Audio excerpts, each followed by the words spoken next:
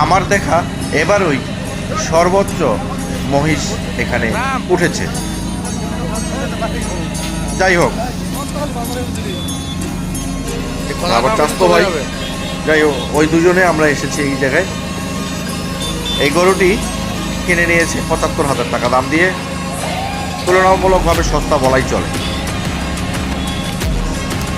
আর এই সারিবদ্ধ মহিষগুলো দেখেই কেন জানি মনে হচ্ছে যে মহিষ কুরবানি দিলে কেমন হতো। অনেক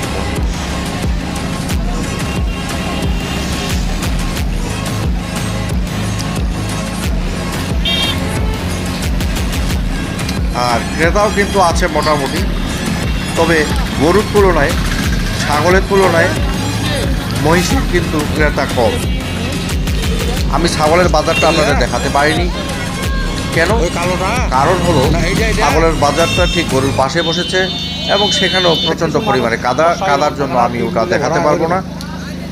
আর কারোর হাটে যে ছাগল উঠে কি পরিমাণে, গরু উঠে কি পরিমাণে, সেটা এর আগের বছরের ভিডিওতে আপনারা অবশ্যই দেখেছেন।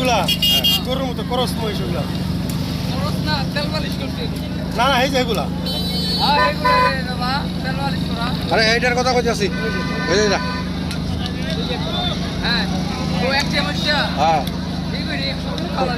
ক্রস এটা, এই মহিষটা কিন্তু একবারে ভিন্ন।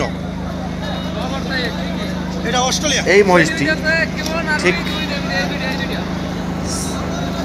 কোনো লোক আছে যারা, যেরকম বাংলাদেশে অনেক লোককে পাওয়া যায় যাদের স্মৃতি রোগ আছে। স্মৃতি রোগ বলতে কি, পুরা শরীরটা সাদা ফর্সা, ঠিক বিদেশিদের মতো, আর চামড়ায় কিন্তু তিল যেমন আছে শরীরে, ঠিক তিলের মতো, ঠিক সেরকমই এই মহিষটা দেখে অবাক হয়ে গেলাম। এটি কোন জাতের মহিষ?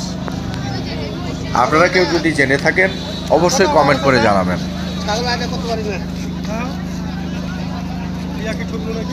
তবে যাই হোক, আমার কিন্তু সুবিধাই হয়েছে।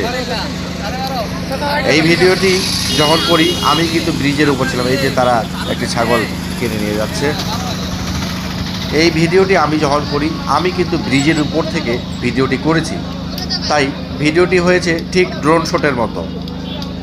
ভালোই লাগলো। নিচে গেলাম না কেন, যেহেতু আমার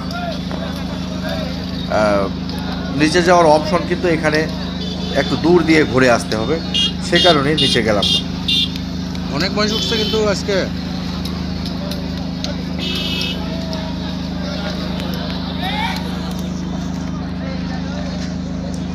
সবাই ভালো থাকবেন, সুস্থ থাকবেন, যারা গরু কেনেন নাই।